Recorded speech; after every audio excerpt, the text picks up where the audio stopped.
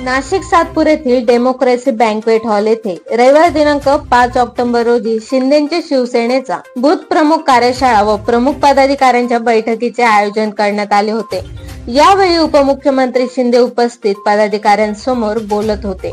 दरम्यान आगामी महापालिका निवडणुकीच्या तोंडावर उपमुख्यमंत्री शिंदे यांनी नाशिकचा सिंहस्थ कुंभमेळा, खड्डेमुक्त नाशिक व सिडकोतील घरे फ्री होल्ड या विषयांना हात घातल्याचे दिसून आले। व्यासपीठावर मंत्री दादा भुसे, शिवसेना सचिव राम रेपाळे, आमदार किशोर दराडे, माजी आमदार नरेंद्र दराडे, उपनेते अजय बोरस्ते, माजी खासदार हेमंत गोडसे, विजय करंजकर, विलास शिंदे, महानगर प्रमुख प्रवीण तिरमे आदींसह पदाधिकारी उपस्थित होते।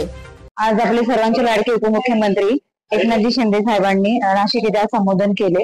त्यांचा मूळ उद्दिष्ट होतं की आपण आज बूथ प्रमुखांची ट्रेनिंग आणि त्यावर कसं आपण बूथ मध्ये काम करायचं आणि शिवसेनेचा भगवा कसा फडकवायचा याबद्दल साहेबांनी मार्गदर्शन केले।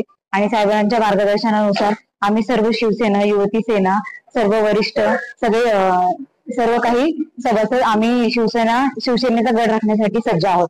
जय हिंद, जय महाराष्ट्र। उपमुख्यमंत्री शिंदे म्हणाले की येणाऱ्या स्थानिक स्वराज्य संस्थांच्या निवडणुकीमध्ये आपल्याला महायुतीचा भगवा फडकवायचा आहे। यासाठी आपण तयार असले पाहिजे। निवडणुका होतात त्या तर जिंकायच्याच आपल्याला, त्या काही नवीन नाही, परंतु पूर परिस्थितीचं देखील भान ठेवून आपल्याला शेतकऱ्याच्या मागे उभं राहायचं हे मी त्या दिवशी म्हणालो। आणि म्हणून आपली जी काही नाळ जी आहे सर्वसामान्य लोकांची जुळलेली आहे, सर्वसामान्य लोकांची बांधिलकी आपली आहे ती आपल्याला जपायची। आणि मगाशी आपल्याला आज बूथ प्रमुखांची कार्यशाळा होती, त्यामध्ये मार्गदर्शन झालं असेल।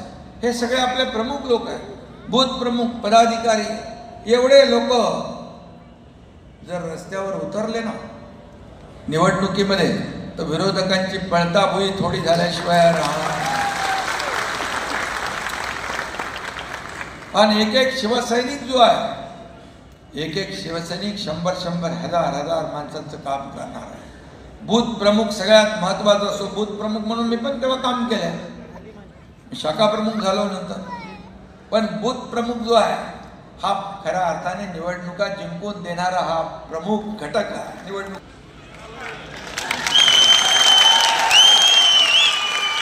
आले की बूथ प्रमुखांची आठवणी असं होता कामा नये। हा निवडणूक खरं म्हणजे हा पाया आहे, हा आपला पाया आहे। ह्या निवडणुका पण स्थानिक स्वराज्य संस्था या निवडणुका आपला पाया आहे। आणि याच्यानंतर डायरेक्ट लोकसभेची निवडणूक आहे, त्याच्यानंतर विधानसभेची आहे। त्यामुळे या स्थानिक स्वराज्य संस्था या आपल्याला जिंकाव्याच लागतील।